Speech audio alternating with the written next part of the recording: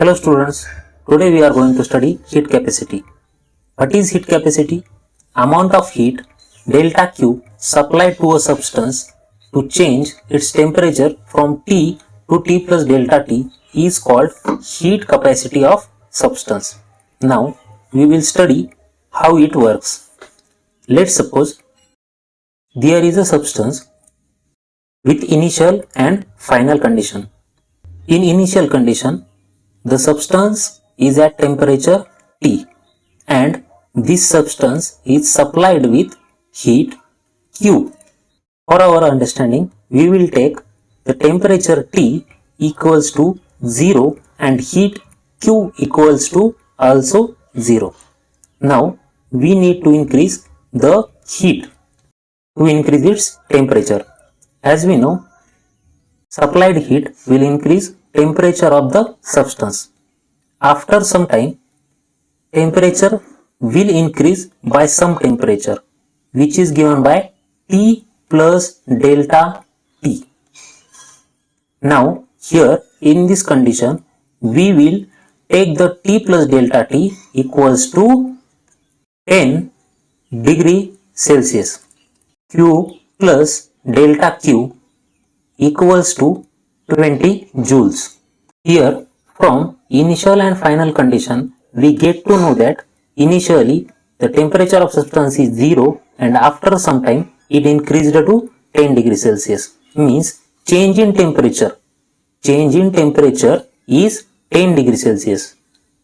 Delta T is change in degree temperature equals to 10 degree Celsius. Also there is change in heat also. Initially heat supplied to the system was 0. After some time, to increase its temperature, we increase the heat supplied. So Q plus delta Q equals to 0. As we know, Q is the initial heat supplied. Now initial heat supplied is 0. So delta Q becomes 20. Also, we will take another example. Let's suppose there is a substance which is initially at temperature 20 degree Celsius. If we need to increase its temperature, we need to provide heat. So after providing heat, its temperature will increase. Let's suppose it is increased by again 25 degrees Celsius. So final temperature will become 45 degree Celsius. Initially it was at 20 degrees Celsius. We provided some heat to this system. To increase its temperature from 20 to 25. Now the difference between initial and final temperature is called delta T. Heat capacity is simply heat supplied to a system to increase its temperature from T to T plus delta T. We can also call this as heat supplied rate or rate of heat supplied.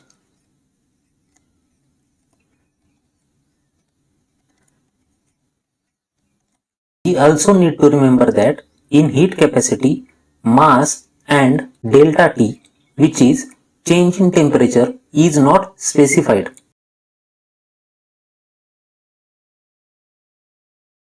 We will move to our next point, which is specific heat capacity. It is amount of heat supplied to a unit mass m of a substance to increase its temperature from T to T plus delta T is called specific heat capacity of substance. It is similar to heat capacity. As we know, in heat capacity, we need heat to increase temperature of a substance. We need heat Q to increase its temperature of a substance.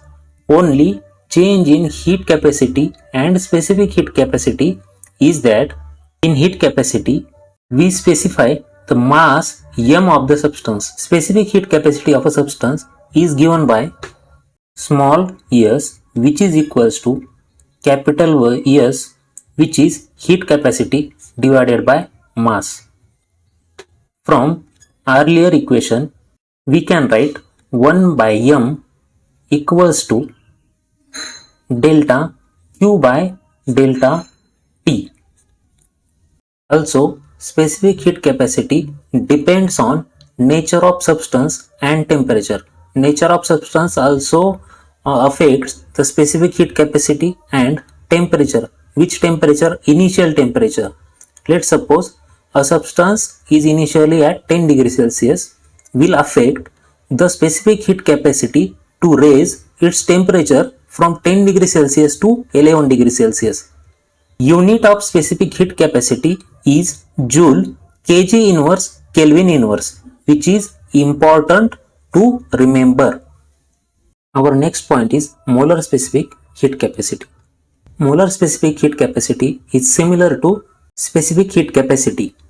Only change in between is in specific heat capacity we specified the mass, in molar specific heat capacity we specify mole.